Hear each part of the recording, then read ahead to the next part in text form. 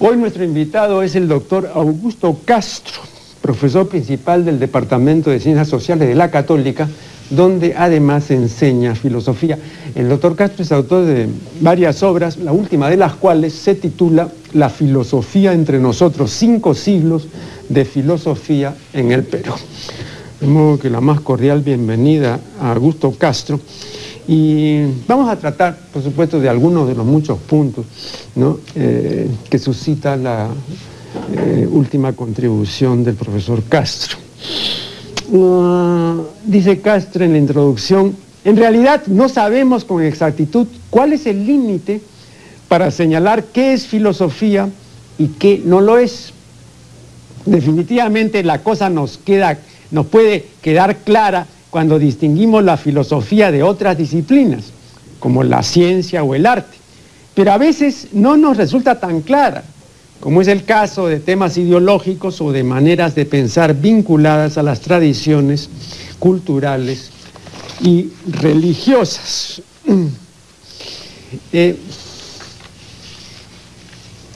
La definición, como usted sabe, ¿no?, es una delimitación. O sea, al definir, fijamos los límites conceptuales, ¿no?, de una cosa con respecto a las demás. Y en realidad, pues, es una operación negativa, ¿no?, porque para distinguir una cosa de otra, negamos esas otras cosas para quedarnos mentalmente con la cosa definida, ¿no? Entonces, ya después podemos, si queremos, ¿no?, traer a colación lo que dice al respecto la academia, ¿no?, en su diccionario al hablar del verbo definir, ¿no? Fijar con exactitud, claridad y precisión la significación de una palabra o la naturaleza de una persona o cosa. Ahora bien, usted confiesa, pues, que no ha podido definir la filosofía, pero sin embargo ha compuesto una obra de esta materia, una obra importante, titulada La filosofía entre nosotros. ¿Cómo se explica esta aparente contradicción? Bueno, muchas gracias por la invitación. Y la pregunta va de frente al grano. Siento que, claro, la definición cuando se quiere precisar qué cosa es toda determinación es negación, ¿no? Omnia determinatio es negatio, decían los latinos, ¿no? Efectivamente, es como un foco o un lente que al determinar algo deja un espacio en penumbra y aclara lo que uno quiere ver. Lo que yo quiero señalar es que para definir que hay filosofía entre nosotros en el Perú, pues tenemos que ser muy cuidadosos en saber qué cosa no lo es. Hay cosmovisiones, hay visiones ideológicas, hay perspectivas políticas, etcétera, que no son estrictamente filosofía, pero que en algunos casos puede haber filosofía en determinadas maneras de pensar, etcétera. De todas maneras, usted sabe que páginas más allá lanzo una cierta definición de filosofía siguiendo a Aristóteles, ¿no? Es un poco el esfuerzo por pensar el pensar, ¿no? Ajá, sí, eso después voy a ponerlo sobre el tapete. Pero no es que no haya filosofía, creo que la gran pregunta de Salazar fue que la filosofía no respondía a los cuestionamientos, a las exigencias, a ser una fuerza desenmascaradora, etcétera. Y en ese sentido creo que Salazar pensó o sustentó que no había filosofía, o en todo caso esa que filosofía no era una real, verdadera filosofía. Pero creo que él estaba no tanto en un debate esencialista sobre si había o no filosofía, era más una pelea con la filosofía con la cual él, claro, digamos, peleaba, ¿no? El trabajar sobre Salazar me ha hecho pensar a mí que, resuelto este conflicto, también nos ha evitado una serie de conflictos a nosotros durante años, En la universidad hemos pensado que no había realmente cosas interesantes en la filosofía de los peruanos, ¿no? O de la gente que había hecho filosofía. Y entonces era como perder el tiempo trabajar a los autores nacionales. Por lo menos en la escuela de filosofía donde yo estudié, en la universidad, pensábamos eso. Pero creo que si comenzamos a pensar en la filosofía como un camino, un esfuerzo por la sabiduría, por el conocimiento de la verdad, por más frágiles que hayan sido los intentos de la filosofía entre nosotros, bueno, son caminos, son senderos que nos pueden ayudar a comprender un tipo de verdad. Ahora, perdón, usted dice que la filosofía es claramente distinguible de la ciencia.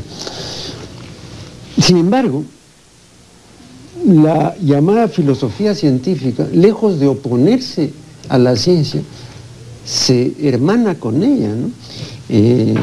Hay filósofos científicos muy conocidos como Mario Bunge, por ejemplo, y Hans Reichenbach ha escrito todo un libro que lo ha publicado al Fondo de Cultura y Economía, que se llama así, la filosofía científica, ¿no? Entonces, le pregunto si usted admite la filosofía científica, porque entonces no se opone la ciencia y la filosofía. En realidad, cuando se dice eso, se hace referencia a un debate en el cual se critica a la modernidad por no haber diferenciado lo que es ciencia de filosofía. En realidad, el quehacer de la filosofía sería un quehacer de inquirir, digamos, principios más allá de los principios, y la ciencia tendría un carácter deductivo, inductivo, pero más preocupada por responder a cuestiones más causales, más de la naturaleza. Creo que la crítica a la poca distinción entre filosofía y ciencia es al hecho de alguna manera haber concebido todo este debate sobre razón instrumental, sobre una racionalidad que se impone sobre las formas de vida, de moral, de actividad política, de formas estéticas, etcétera, ¿no? Entonces la idea un poco de diferenciar campos obliga a una distinción de la ciencia como... Ciencia no es toda la sabiduría, es un subconjunto del saber, ¿no? Claro. Pero el hecho no quiere decir que no haya filosofía de la ciencia, no quiere decir que no haya epistemología, no quiere decir que no haya de alguna manera un esfuerzo de pensar la ciencia, por supuesto que sí. En ese sentido no es contradictorio. Pero entonces la pregunta es, ¿qué cosa es la filosofía si no es ciencia? Yo creo que eso, por lo menos en el lenguaje de los filósofos, está claro. Pero lo que no está claro es lo que usted planteó antes, una cosmovisión, hasta dónde es filosofía y hasta dónde no lo es. Usted dice lo siguiente: pensar sobre el pensamiento y las razones de las cosas es hacer filosofía. Ahora, esto que usted dice en una sola frase, le pregunto si equivale a lo que Augusto Salazar Bondy decía en 3 frases. Él decía: la filosofía es, en primer lugar, una reflexión crítica sobre el pensamiento y la acción, sobre el conocimiento y la acción. En segundo lugar, es una concepción o visión racional del cosmos. Y en tercer lugar, es una orientación de la vida sobre bases racionales. ¿Te sostienes? Lo que hace Salazar Bondy en ese sentido entra dentro del campo de lo que es hacer filosofía, ¿no? Él es un filósofo, él sabe de qué está hablando, evidentemente es reflexión y acción, es teoría y práctica, es una mirada del universo, es teoría, teoros, ¿no? Es mirar al universo, la divinidad, que usted sabe muy bien. En ese sentido no me parece contradictorio, porque precisamente el esfuerzo del filósofo es justamente pensar este tipo de pensar. No es simplemente pensar sobre cualquier idea, es pensar sobre esas reflexiones que se han hecho sobre el cosmos, sobre la teoría, sobre la práctica, sobre la conducta, ¿no? En ese sentido, digamos, se puede entender este planteamiento, pero Me hace recordar lo que acaba de decir de Salazar a la teoría habermasiana, ¿no? Es una teoría, digamos, de acción y práctica y digamos, que involucra, digamos, la actividad y el pensamiento, ¿no?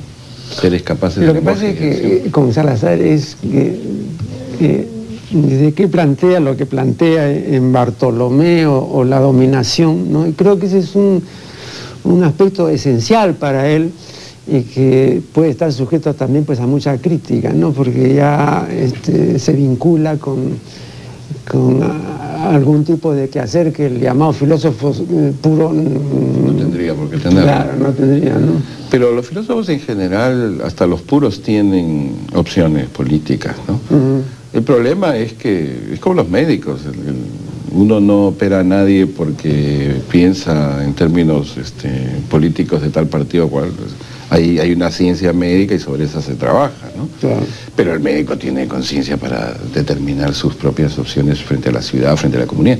Yo creo que la filosofía es así. Yo creo que también es una reflexión sistemática sobre determinadas tradiciones, sobre determinados pensamientos, pero en todas las épocas los filósofos han mostrado sus simpatías por tal o cual régimen político. Estoy dialogando con el doctor Castro. En la página 25 de su obra más reciente dice: finalmente debemos puntualizar que para hacer filosofía en el Perú con un mínimo de seriedad intelectual y académica debemos esforzarnos por conocer qué se ha pensado, cómo se ha hecho y quiénes la han hecho. El reconocernos como parte de una tradición nos parece el camino más seguro para afirmar y renovar la tarea de la filosofía entre nosotros. Ve usted, a mí me parece que para hacer filosofía en el Perú se necesitan básicamente dos cosas. Primero, conocer el vocabulario de la filosofía, cosa que los jóvenes estudiantes no conocen. Y segundo, disponer de ediciones críticas, confiables, bien hechas, ¿no?, de las obras de quienes filosofaron en el Perú.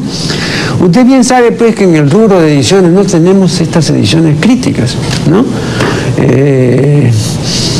Hay sobre particular, pues, una evidente deficiencia y hay mucha escasez, ¿no? Tenemos las obras completas reunidas en una edición crítica de Mariano Hilario Cornejo y Centeno, no.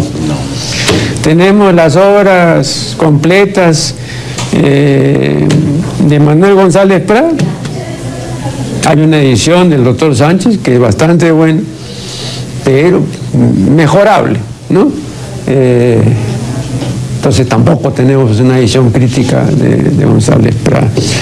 Y sobre todo una edición libre de ratas. Vea usted, el gran vallejista Max Silva Tuesta anuncia que publicará por primera vez una edición de la obra poética de Vallejo sin erratas, porque sostiene con razón que todas las ediciones que se han publicado hasta la fecha, incluida la de Ricardo González Vigil, que solamente según él tiene 7 erratas, pero todas tienen erratas. De nuestro primer poeta no tenemos tampoco una edición crítica.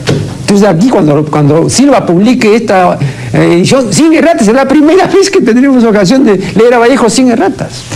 Le pongo este solo caso, ¿no? Entonces es igual con los que filosofaron. Por eso quizá el trabajo de la filosofía, como de cualquier disciplina que tenga que ver con el pasado, arqueología, historia, es tener buenas fuentes, buscar buenos textos, y sobre esos apoyarnos. El libro, usted habrá visto en la bibliografía, lo que coloco son los libros que he podido conseguir, porque no hay digamos, obras completas. Y con ese libro o esos libros, de alguna manera se puede trazar una idea, una semblanza, pero nada más. Y en general, así como no conocemos exactamente las obras de los autores, de un solo autor, a veces tampoco sabemos exactamente qué pensaron algunos nombres que tenemos, pero no son más que nombres, porque sabemos que escribieron tales cosas, pero no tenemos los datos de esa obra, o ya se perdieron, o se quemaron, o sabemos de ella por oídas, ¿no? Pero no tenemos una mayor información. Es un trabajo arqueológico, conocer la tradición de pensamiento, digamos, de esta tradición criolla, mestiza que tenemos, ¿no? Pero creo que lo que yo he intentado en el libro es como diseñar un hilo conductor. En algunos casos no había el hilo conductor, lo hemos supuesto, pero para tener una mirada más o menos general entre las diversas corrientes de pensamiento que se han desarrollado, ¿no? En algunos casos, como en todo es hechura humana, ¿no? Claro. En la filosofía también, ese nivel de objetividad extremo no existe, pero creo que uno puede tener una evidencia razonable de que la escolástica trabajó estos temas. Por ejemplo, los que se señalan ahí son mística, probabilismo, el idealismo platonista, pero hay también escotistas, hay neoplatónicos, hay otras corrientes menores que están ahí y que no las hemos desarrollado. Toda la visión de los científicos de la colonia, los cosmógrafos famosos, etcétera, son cosas que hay que trabajarlas. Algunos textos están en latín, hay que traducirlos, hay que situarnos en la época para un poco desempolvar esta época de la colonia que tiene la imagen de ser mala, etcétera, etcétera, cuando en realidad son 300 años que tienen políticamente inadecuados porque no hubo Estado nacional. Pero hay muchísimas cosas que hay que observar y mirar. Entre los ilustrados, porque no sé si son liberales, creo que no lo son liberales católicos, en fin. También hay autores no trabajados, Morales Duárez, que fue presidente del Congreso Constituyente allá en España, en la Constitución de Cádiz. No está tampoco Pando, un ilustre español peruano, digamos, conservador, pero quizás hubiese sido interesante trabajarlo. Tampoco está Vigil, del cual González Prada habló tan bien en tantas cosas. Bueno, pero también faltan monografías sobre ellos, trabajos iniciales sobre los cuales uno pueda reflexionar. Nos falta también en la primera parte del siglo XIX trabajar autores que quizás no son tan centrales o quizás no los conocemos nosotros, Bartolomé Herrera y algunos otros, ¿no?, que son importantes. Por otros, uno lee que fulano de tal, por ejemplo, Bartolomé Herrera era agustinista político. Bueno, ¿qué significa eso? ¿Qué tradiciones tiene? ¿Qué implica en el caso de la parte, digamos, los contemporáneos de Sebastián Lorente, otro español afincado entre nosotros, los Gálvez, por ejemplo, los artistas o los escritores de teatro, Pardo y Aliaga, ahí hay muchas ideas y que no están trabajadas lo suficiente. Efectivamente, la literatura los ha trabajado, pero no los hemos trabajado desde el punto de vista de sus ideas. Entonces, es cierto que puede ser que no haya filósofos sistemáticos, pero no quiere decir que no haya una filosofía ahí, que da cohesión a las ideas que tiene la gente. Igual, los positivistas, aquí falta Copelo, falta Manuel Vicente Villarán, falta Javier Prado, faltan algunas personas que son importantes. Creo que don Héctor Velarde tiene pues un libro o un artículo, no recuerdo bien, que se llama Yo quiero ser filósofo. Y muchas de sus contribuciones son contribuciones en serio. Cuando habla sobre el barroco, por ejemplo, y cuando habla de una serie de otros temas, porque es una persona muy culta, yo lo conocí, vivía cerca de mi casa. Y bueno, siempre se le considera simplemente humorista, ¿no? Pero no, pues tiene una dimensión mayor, ¿no? O sea, hay muchas cosas que hay que ordenar, pero creo que es lo mismo que entrar al archivo de la Biblioteca Nacional y hay cantidad de libros antiguos que nadie los revisa y hay que revisarlos, porque si no, ya muchos se han perdido, no deberíamos perder más. San Marcos tiene también muchas cosas, pero también le diré que no es fácil conseguir jóvenes que integren desde el punto de vista de la filosofía intereses y por otro lado tengan capacidad para leer manuscritos, cosas antiguas, ver ese tipo de trabajos. Yo siento que el esfuerzo que tenemos que hacer es, primero, trazar una línea de ordenamiento, digamos, espacio-temporal, mirar las influencias externas, porque nosotros siempre hemos mirado fuera, ¿no? Y siempre hemos traído las modas, ¿no? Pero curiosamente, el hecho que traigamos las modas, y cada generación ha traído sus modas, ha construido una forma de pensar propia, ¿no? Paralela, alternativa, quizás no muy original, pero original en su mezcla, por decirlo así, ¿no? Y que curiosamente también ha tomado cosas nativas, o sea, cosas que estaban también en el ambiente, por ejemplo, esta idea de la tierra que nos vio nacer, ¿no? Como idea patria. Eso no me parece tan español, ¿no? Eso me parece más andino. Unamuno decía que no debe decirse patria, sino matria. Bueno, claro, más lógico. Más lógico. Sí. No, sí, lógico. En fin, hay un montón de cosas, y por supuesto, usted verá que yo no me he metido con los autores, con los filósofos actuales, que hay muchos en diversas especializaciones, porque creo que también hay que seguir el adagio aristotélico o griego, ¿no? Al hombre se lo puede evaluar después de que ha muerto. ¿Usted cree que la ética es desligable de la filosofía o se confunde con ella? Filosofía prima es la metafísica, filosofía segunda es la ética. Siempre hay un vínculo entre una y otra. Aristóteles decía que es la filosofía práctica. Es la práctica, porque la teórica es la metafísica, ¿no? Puede ser que no haya una metafísica evidente y hay un conjunto de elementos prácticos, por ejemplo, la ética de Epicuro. Claro. O sea, su reflexión científica es muy simple, no es tan simple en realidad, es atómica, etc. Pero no es tan compleja como otras, por decirlo de alguna manera. Y su ética es poderosa, potente, ¿no? Pero eso no quiere decir que no haya una reflexión metafísica de fondo, simplemente porque no la desarrolló, no quiso hacerla crecer más, pero la ética está vinculada a la filosofía, es parte del mismo engranaje, ¿no? Vamos a hacer aquí un nuevo corte y ya regresaremos. Estamos dialogando con Augusto Castro. David Sobrevilla, en su edición de los textos esenciales de Manuel González Prada, discierne lo que permanece vivo del pensamiento de Prada y lo que ha muerto de ese pensamiento. Dice que una de las cosas que ha muerto es la justificación de Prada de la acción individual violenta. No dice más.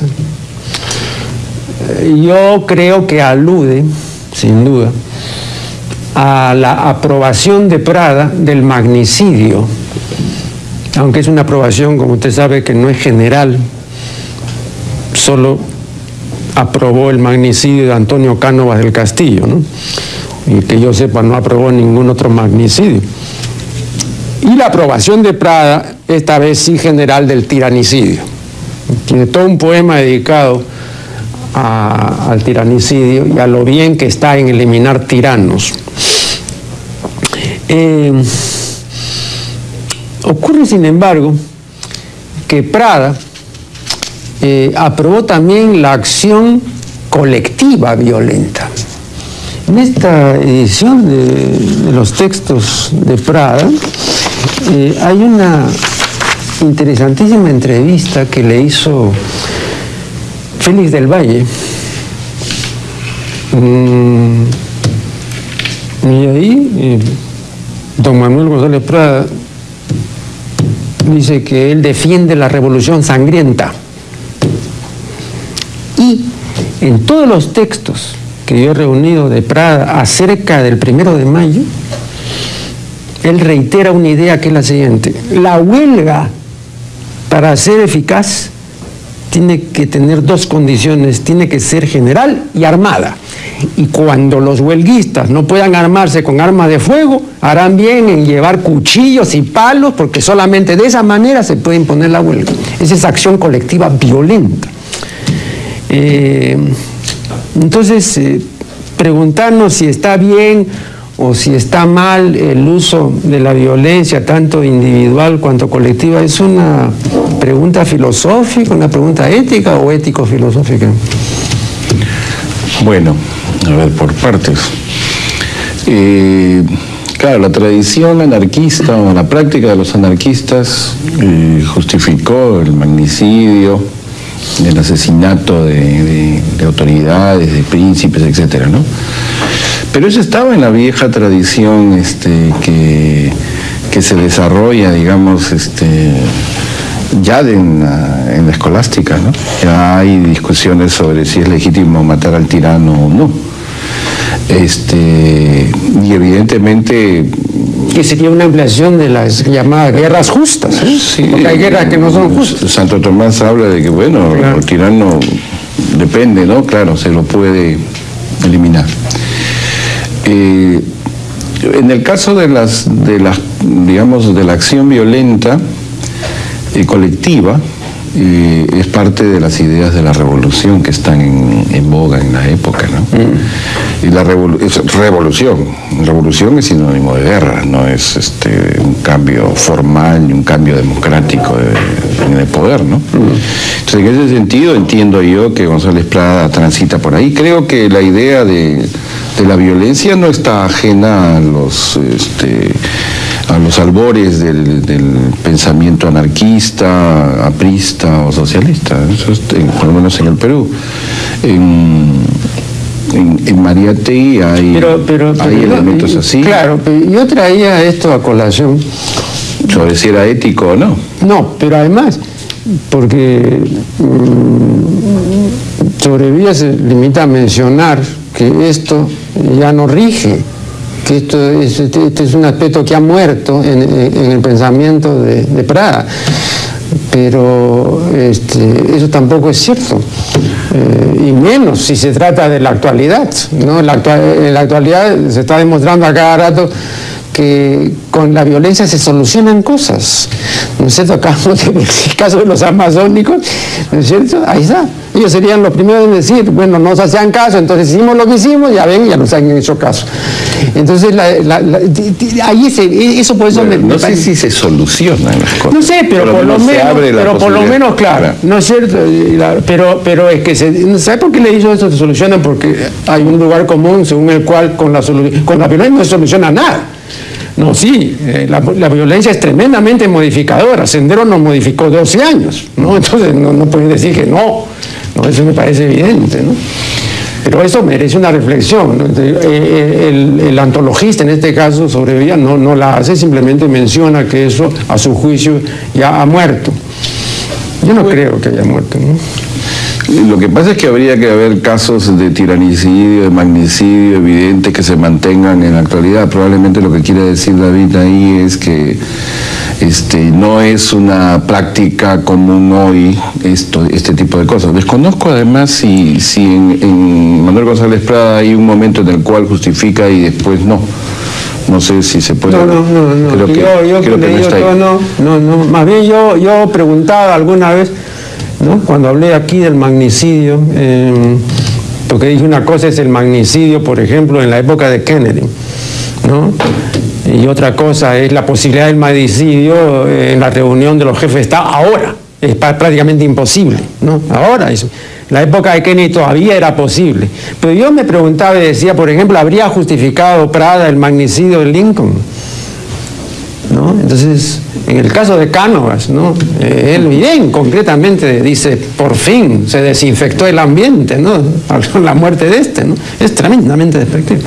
Pero no sé si habría justificado otros, ¿no? Ahora, en el caso de la violencia, ¿cómo se piensa la violencia hoy día? Evidentemente la violencia, desde el punto de vista ético, no es justificable, por un conjunto de consideraciones referente a derechos, a valores, a prácticas políticas, digamos, basadas en democracia, etcétera, etcétera.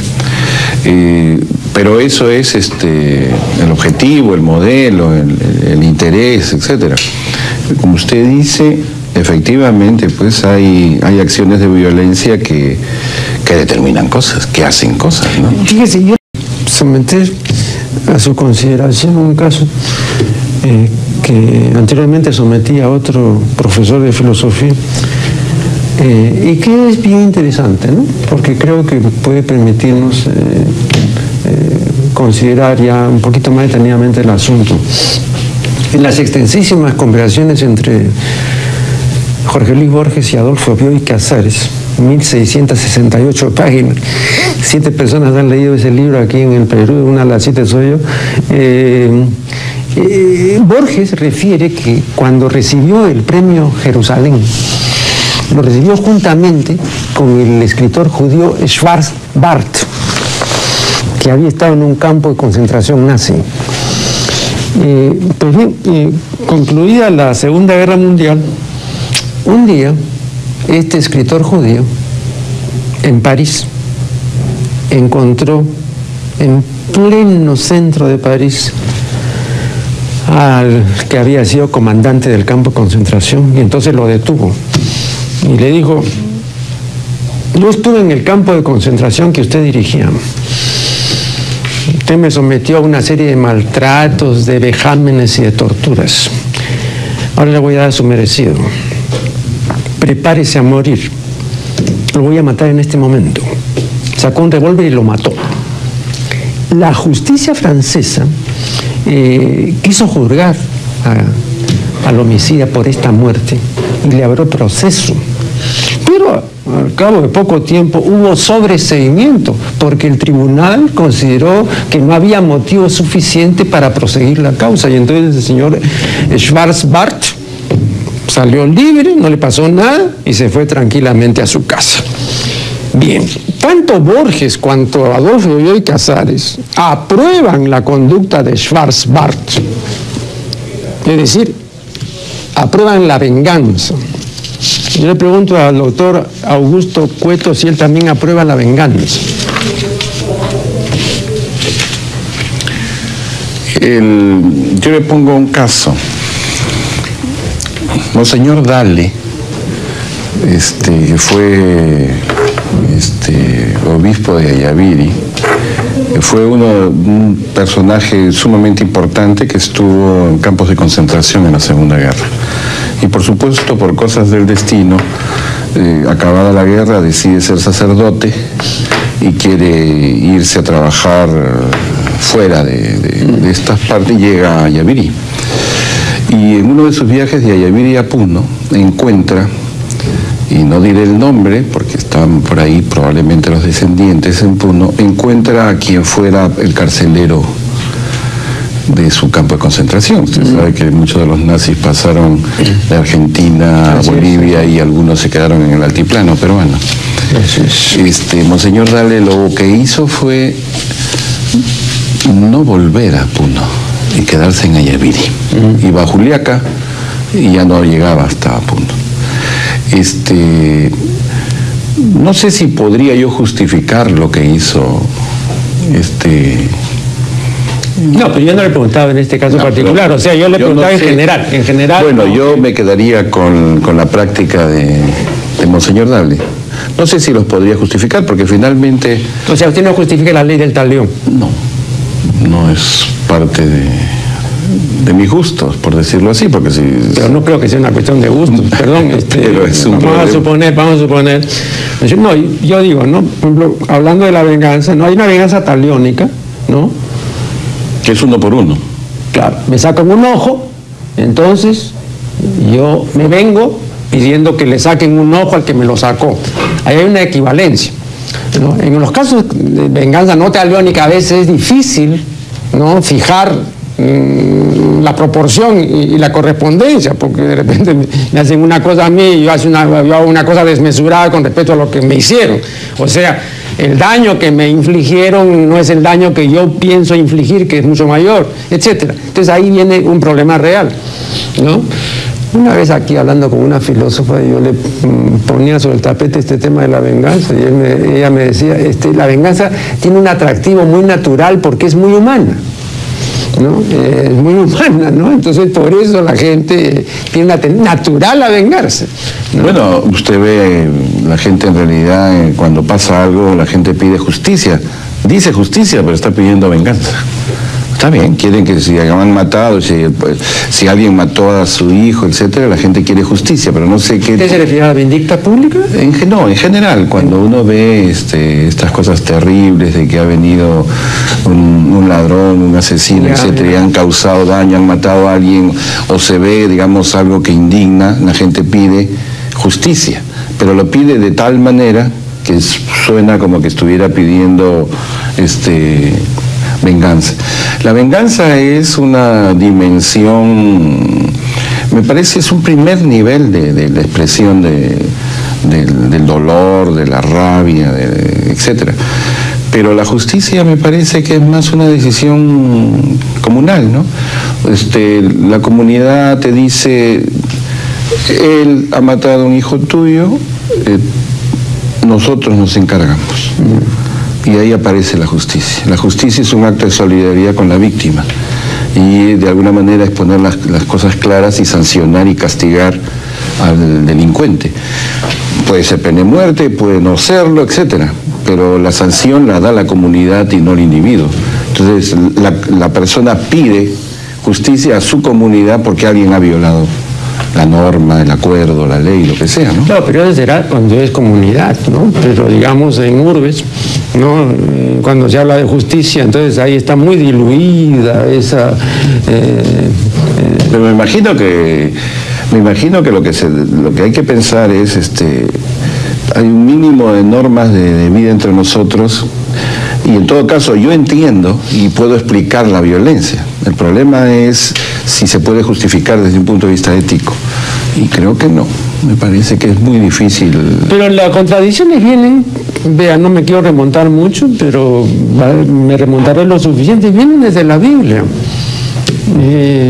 Hay un mandamiento muy expreso que dice no matarás, pero hay que entenderlo como no matarás al de tu propia tribu, pero al otro sí lo puedes matar, porque de otra manera no se entienden ustedes la cantidad de matanzas que hay en la Biblia, y muchas de ellas ordenadas por Dios y algunas ejecutadas directamente por Dios. Entonces también hay que ver los contextos, ¿no? Los contextos, claro. Pero la pregunta es si hoy sería legítimo, y si hoy tenemos el contexto para poder producir un tipo de cosa así, o sea, si la venganza puede ser algo que se justifique, ¿no?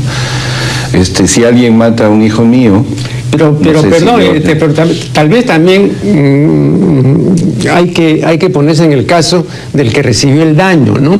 Porque si hablamos así en general de la comunidad o de un grupo de personas, pero una cosa es a la persona que le quitaron un ojo, pues, ¿no es cierto? Ese es el que padeció el daño y es el primer lo que va a pedir que le quiten un ojo a quien se lo quitó, ¿no? Entonces me parece que ahí hay una diferencia de carácter individual. Pues ya cuando hablamos de un grupo de personas o de un tribunal, diluimos el asunto. Pero ahí hay otra tradición tan vieja como esta, el talión, ¿no? Que es la del perdón.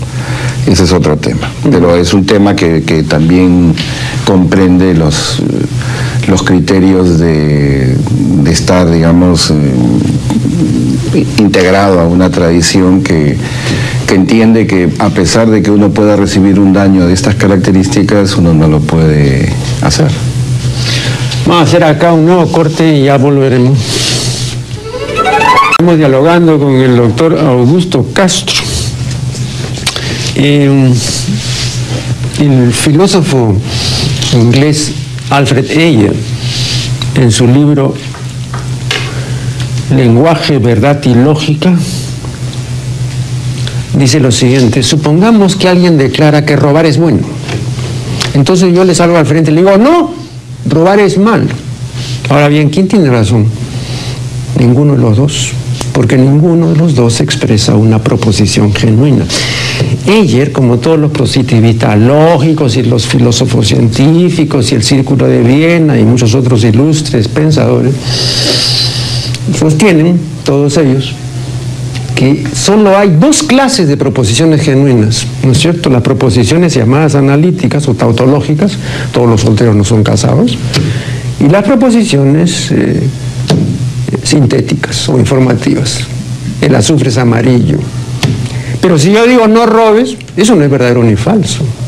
Esa es la traducción de un deseo que yo tengo, ¿no? De que no conviene pues que robe por 20 razones, ¿no?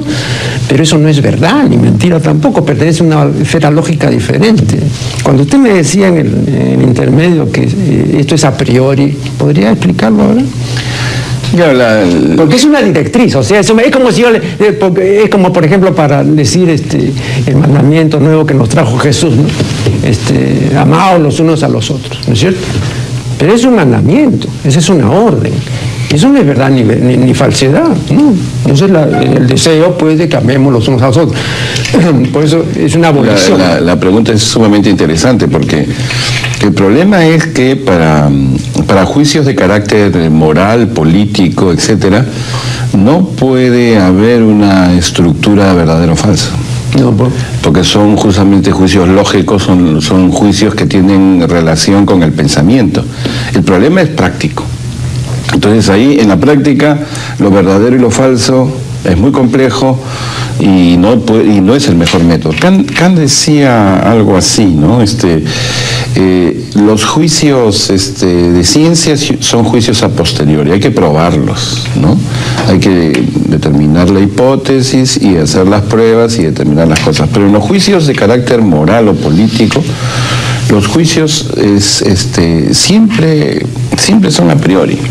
Kant decía, yo no me puedo sentir obligado a amar porque pueda hacerlo, o porque deba hacerlo. No existe el deber de amar. Y es verdad, no existe el deber de amar. Claro, él lo quería como un imperativo, claro. Pero eso es otra cosa. No, pero yo lo que refiero es, por ejemplo, lo que le decía en el intermedio, la proposición no mentir o no robar, es verdad, como proposición, el sentido pasa a ser un sentido a priori en la medida en que es un indicativo de lo que no hay que hacer. No hay que robar, no hay que mentir. Pero el hecho de que la gente robe, que la gente mienta, que la gente mate, no significa que el principio cae. El principio siempre será decir la verdad, respetar la vida de la gente y respetar sus bienes. Pero hay algunos mandamientos éticos que son evidentemente erróneos, porque la persona que formuló eso no tenía rudimento de psicología. Si yo digo, ama a tu prójimo como a ti mismo, ¿no? Estoy pasando absolutamente por alto el hecho de que el amor no está sujeto a la voluntad, y que por lo tanto yo no puedo amar porque quiera hacerlo. Entonces, decir, ama a tu prójimo como a ti mismo y todo, ¿no? No depende de mí, ¿no? Es algo que tendrá pues que brotar de mí, tendrá pues un carácter espontáneo, pero yo no puedo amar por orden, ni porque me lo exijan, ¿no? Entonces, ahí, por ejemplo, por ese solo hecho es incumplible. Ahí usted es el especialista y no yo. No, pero en el tema del amor, etcétera. No, pero no es el tema del amor. En este caso, ¿usted considera que el amor está sujeto a la voluntad? No, pero no creo que tampoco el amor sea una fuerza que va más allá de nuestra capacidad de juicio. De alguna manera uno también toma decisiones, ¿no? Entiendo el amor como... Pero uno no puede amar a otra persona porque se decide amarla, sencillamente. No puede decir, oye, bueno, voy a amar a Montesinos. No puedo. Es que no está sujeto a la voluntad. Pero yo puedo decir, voy a salir de este cuarto porque sí está sujeto a la voluntad. A eso me refiero. Bueno, ese es un tema interesante. El tema de la voluntad. La voluntad creo que tiene como interés una capacidad de acción, una capacidad volitiva. Sí. Por lo tanto, si yo pienso una cosa y no la ejerzo, mi voluntad está ahí detenida. Entonces, ¿cómo podría yo entender el amor? O sea, ¿cómo puedo yo amar sin inyectarle a ese amor algo de voluntad? Sí, pero no por orden, pues no porque no es una obligación. A eso me refiero. En libertad. No, claro, no es una obligación. Por eso digo, muchas de las cosas que son ahora los lugares más comunes se basan en un desconocimiento esencial. Por ejemplo, la democracia es igualitaria. Esto está absolutamente en desacuerdo con lo que nos ha enseñado la ciencia y la teología, según la cual, y esto es evidente, el ser humano no es igualitario. El ser humano, como todos los grandes monos, es jerárquico. Entonces, le es tan natural mandar cuanto natural le es obedecer. pero no ser igual, porque para eso tiene que hacer un tremendo esfuerzo porque no se siente igual. O es un inferior o es un superior, pero no es igual. Entonces, el ideal democrático, que todos somos iguales y todo, es incumplible también por esta razón, ¿no? Porque no está en nosotros, no nos es natural ser iguales. Yo entendía que la igualdad, por lo menos así lo he entendido, la igualdad jurídica en realidad, porque es la igualdad más importante, la igualdad jurídica se establecía precisamente porque éramos diferentes. O sea, yo estoy de acuerdo con usted, somos diferentes, pero porque somos diferentes necesitamos no exacerbar nuestras diferencias, que ya existen de por sí, sino de alguna manera establecer que siendo seres humanos, con género, con características distintas, biológicas, físicas y culturales, necesitamos, para vivir en comunidad, ser reconocidos como iguales. Iguales en el sentido de que cada uno es diferente. Ese es el punto. Hace poco, no hace algunos meses, estuvo acá el psicólogo Jorge Bruce, y me decía que se acaba de publicar en Francia un libro que se titula El odio a la democracia. Porque la gente, me dice Bruce, no quiere ser igual a las demás personas. No son iguales. No, claro que no son, pero no, sentirse iguales y todo, no. Por ejemplo, el pedido de Felipe Pingo, señor, ¿por qué no son de igual valor? ¿No? Entonces eso es gravísimo, pues, ¿no? Porque no somos tampoco de igual valor. Entonces, si vamos a ser iguales, ahí hay una igualdad que colisiona con el valor que cada uno tiene, que no es una igualdad. Entonces, la idea de igualdad estaba en términos de la referencia de la comunidad. Éramos iguales ante la ley. Ese es el sentido viejo del tema de igualdad o ciudadanía, isonomía, igualdad ante la norma. Hoy día el tema entra en el sentido de una igualdad que reconoce la diferencia. Ese es otro nuevo lugar común que discute las cosas, pero que me parece más oxigenado, porque finalmente trata de negociar la idea de que somos diferentes con la necesidad de que también somos iguales, en un sentido. Este es un problema complejo, pero que tiene dos ángulos, pues parece un poco el problema del huevo y la gallina en un sentido, ¿no? Pero es cierto que no basta decir... Bueno, hay jerarquías diferentes, o sea, claro, uno manda, el otro obedece, pero aunque los dos fuésemos... eso no es natural, uno que manda y otro que obedece, eso es natural en la especie. Pero en el caso de que... Para lo otro que usted dice, hay que hacer un esfuerzo, Bueno. Lo podemos hacer, por supuesto, pero digamos... Bueno, ese esfuerzo es el que se demanda también para amar y que se demanda para otras cosas. Claro. Pero eso es parte de la actividad humana más interesante, ¿no? Claro, bueno, como ustedes ven, estimados televidentes, hay mucho pan que rebanar, ¿no? Los temas y los asuntos son múltiples y ventilarlos aquí pues en 40 o 50 minutos no es fácil. Es un placer tener como interlocutor a una persona culta y de rápido, ¿no? Acceso a todas las justas respuestas. De modo que muchísimas gracias al doctor Augusto Castro por esta valiosa contribución, que después de esta última pausa vendrá la correspondiente despedida.